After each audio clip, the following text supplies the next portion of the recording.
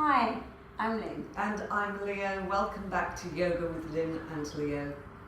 And welcome to our Backbends series.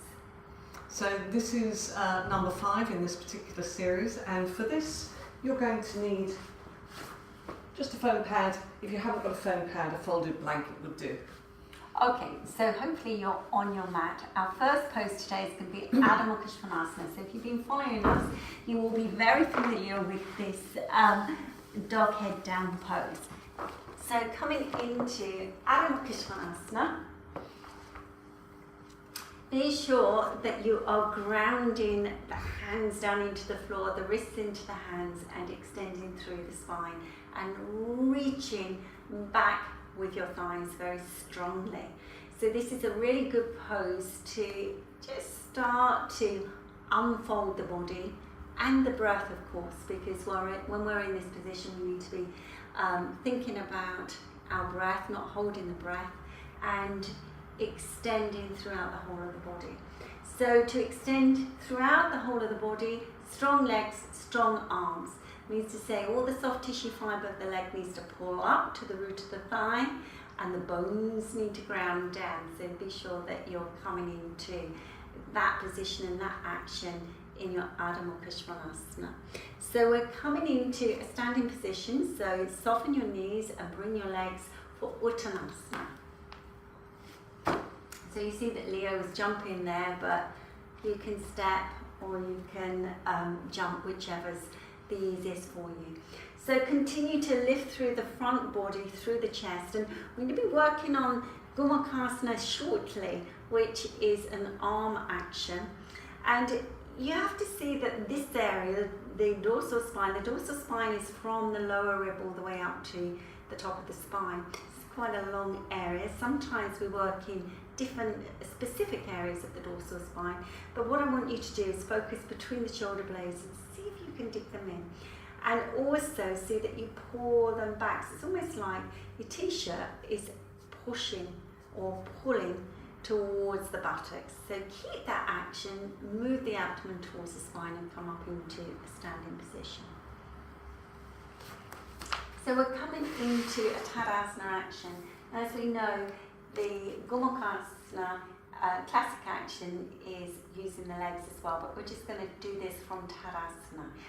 So Gomukasana is when we take the one arm behind the back and we catch the palms together. So Leo will just turn around and just show you this. So we take the left arm back. Now, I just want to mention, if you have a real problem with this, we do have a video specifically for Gomukasana, so do take a look at that. But those of you struggling at this moment in time, it's difficult to get the movement, and you have to just create a little bit of movement and roll the shoulder forward, roll the whole of the back forward, and bend forward as well. Yeah. So sometimes you have to get this action of fluid bending to try and get this action folding forward. So if you are having a problem, then just see if you can just get a little bit more agility that way. But otherwise, coming into this action and extending the top arm up. So see, as we are on back bends, we have to see that this arm is rotating, the skin fibers, everything's rotating. But you can see that Leo is giving you a good demonstration there, and then bending at the elbow and catching. So why is this good for back bends? Well, all of this back region, as I was saying in your Uttanasana just now, is that all of this area needs to broaden and expand. But when you hold here, everything sort of becomes a little bit like a straight jacket. So we have to see that we breathe and broaden in the ribs and the intercostal muscles broaden with the breath, so that we can try to open this dorsal spine area. So although you are in a fairly closed pose, you have to see that you open. And once you open, you can start getting the length, the trapezius muscles, and then this little area here, which is the ball and socket joint. It's very small on the shoulder, can actually move back and in. So you can see this action. It's really good for back bending action. So we're going to do the other side now, so releasing, you'll be pleased to know it's time to come out of the pose. It's quite a strong action. So now coming to the other side and seeing that you come into this Gomukasana action, and then extending the top arm up. Good. and catching the palms. So again, we do show in the separate video for Gomukasana that you can use a belt to hold on to if you find it difficult to hold on to the palms. So again, be aware of your breath, the broadness of the ribs. You breathe in, expand, open, so that you can get this action of broadness. So all these attachments that attach those ribs to the spine, you need to expand and open. It's very difficult when you're in this position, but that is really how you can get the manipulation for the back and the opening of the chest. Don't forget that we did say about the ball and socket joint in the shoulder. You have to see that you roll that back nicely and then lift your sternum chest. It's a really challenging action. There's a lot of heat to the body. If you're really tight and stiff, then it does bring a lot of heat. So just touch it at it. Maybe don't stay as long as we're teaching this pose. Just do it several times, 2 or 3 times quite quickly, and that will help with your agility and mobility and releasing standing Tadasana. Okay, so our next pose now is Uttanasana. So, Virabhadrasana 1. Okay, so we're coming into Virabhadrasana 1. Good. Thanks for the plug. Okay, so you're going to step the right leg forward. Okay, so where would we be in our backbend series without Virabhadrasana 1?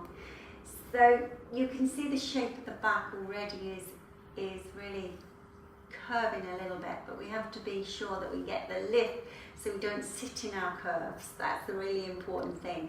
And with the Gomukasana action, you have to see that you get that really nice opening in the chest. So this back leg has got to work very strongly. So the front of the thigh needs to push the whole of the thigh bone back. And this front hip comes forward a little bit. This front leg pulls up as much as possible because you're going to bend the leg. And to bend the leg, you need to get this length all the way through the front thigh to be able to bend the leg. We're going to take the arms up now. So extend the arms up in Urdhva. And again, that rolling in of the action of the arms, so they're strong and dynamic. Now let those arms take you up. Now as you bend your legs, you have to go up through the center of the body. As you bend the legs, you have to go up through the center of the body. It's really hard to breathe at the same time as well when you come into this extreme action. So breathe and extend back. Now I'm using the foam pad because the inside of your leg, if you're a 5'2" person, the inside of your leg needs to be like a 6' person, and that is really challenging to get. So you need to see that this prop you push into to create that extension through the center of the body and then coming up. And then bring the legs together and swap it.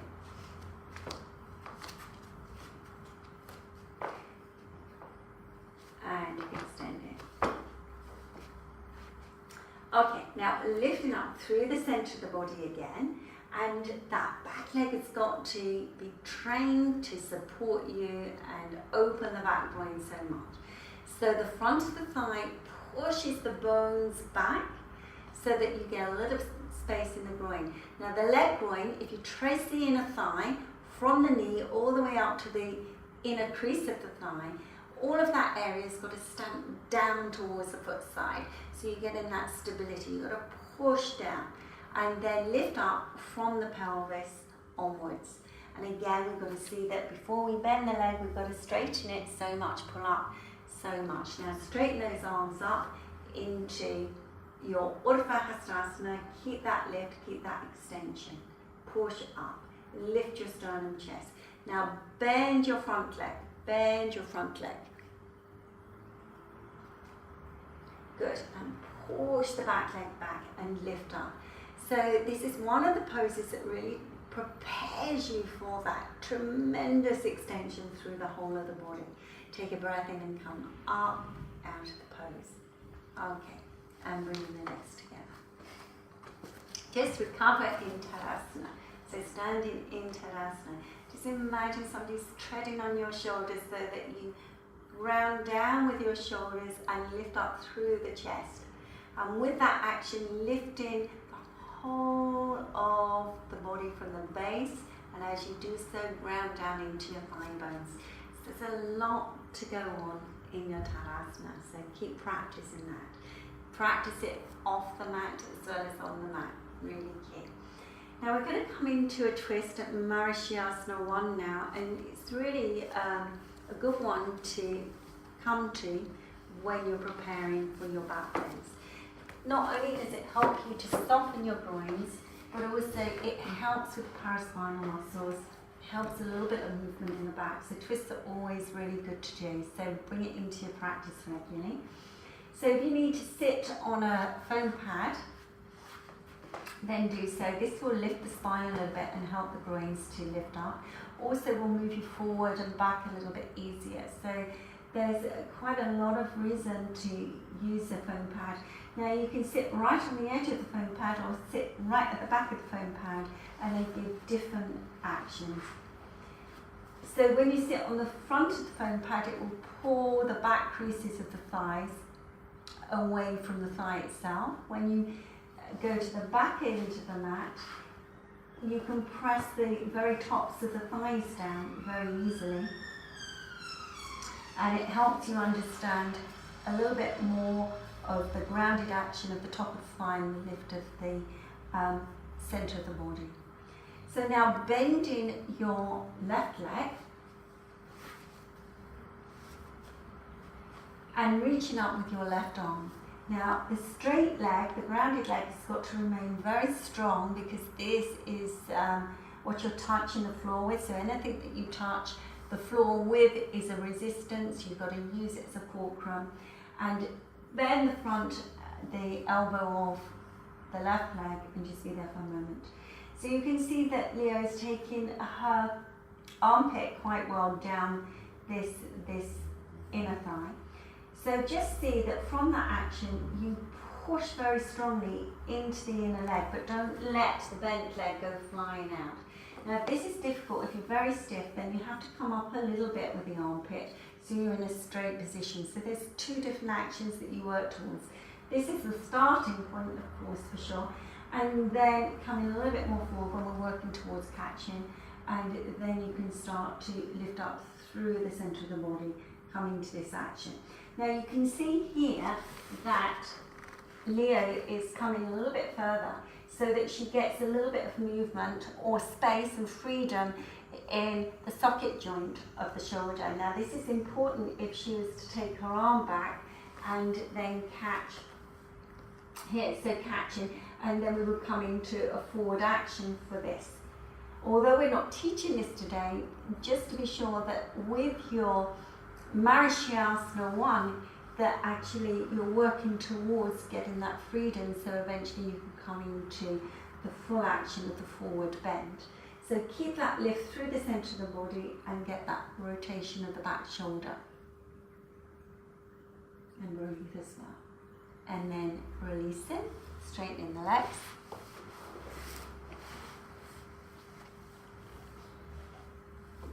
Roll your shoulders back and down, lift your sternum, chest up. So we come to the right side now. So bending that right leg, keeping the left leg absolutely straight and strong.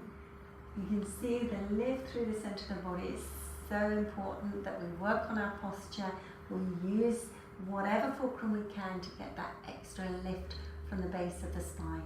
And then lifting that right arm and bending the elbow. And again, you can see here now that Leo takes it to that little bit more of an intense stage where she's getting ready to catch that forward action. So get that turning. So again, if you're a beginner, don't worry with this stiffness, and you can come up into this lifted action. This is what we teach a lot of the students at the centre. To start with, it's very much like this, and then we progress and get movement in the back. And get that turn. And then releasing, straightening the legs. Okay, so we start with our back bends. Bhujangasana is our first back bend, but we're going to continue to bring this into Urdhva. So this is just a kind of a pose that we will teach, but also we will be continuing it with another back bend. So coming into Bhujangasana.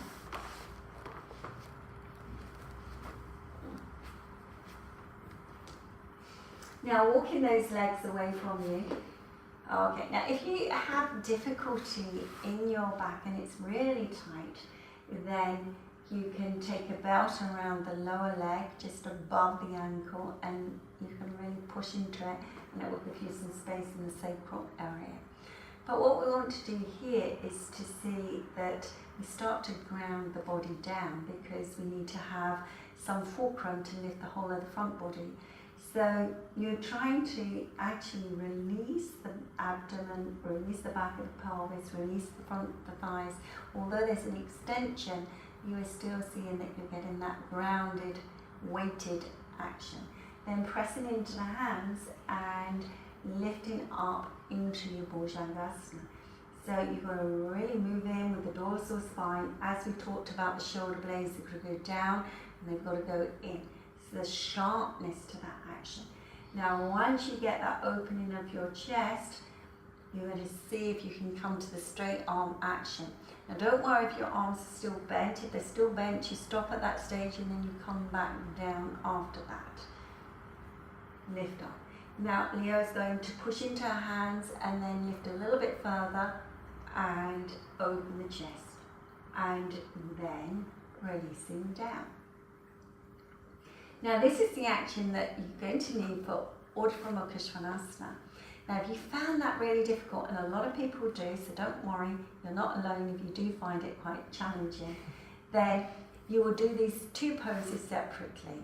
You will come up into Bhujangasana at any amount and come back down and then come for Urdhva Svanasana, but we're going to join them together. So from Bhujangasana, we're going to see if we can lift up and lift the thighs up as well. So we've got to get the first action first. Alright, so again repeating, making those preparations, weighting the body down, but weighting so that you can get that lift through the center of the body and extending up. Breathe all the way, that's it. Now press into the hands, that's good, lifting up now. So if you can press into the tops of the feet and lift the back of the thighs up, yes. So we come into Urdhva Svanasana now. Okay, for those of you who can, you're going to tuck your toes under and then we come into Adho Svanasana. So if this is all a bit challenging, then you can come out the poses and go into them individually. So push those legs back and stretch the back of the legs back so that you get some attention to the spine.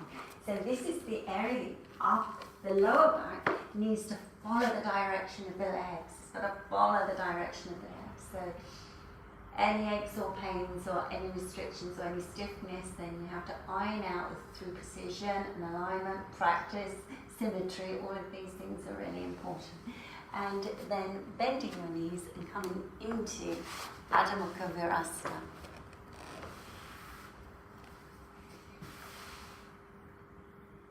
Okay, and just take a few moments to just let the breath just become very fluid, very soft, very passive. Okay, and then releasing. So we're going to come into the bent leg Shavasana now. So bent legs, really important because some of you want to straighten your legs, or you can do, that's fine. But what we want to do is to release the abdomen, and it's a good way to practice when your legs are bent because the groins are nice and soft. So just work at releasing the abdominal area, rolling the upper arms and the palms up towards the ceiling, so you're still engaging with that upper body region, letting everything release and soften, and just observe your breath. Inhale, exhale. Let the abdomen completely soften, broaden, spread, open,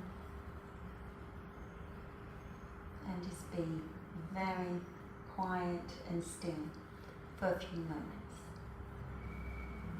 So do stay in this position a little bit longer. We are now finishing out the video, but those of you in your Shavasana, you may wish to, your back's fine, you may wish to straighten the legs in this pose. to stay there for a little bit longer. Namaste.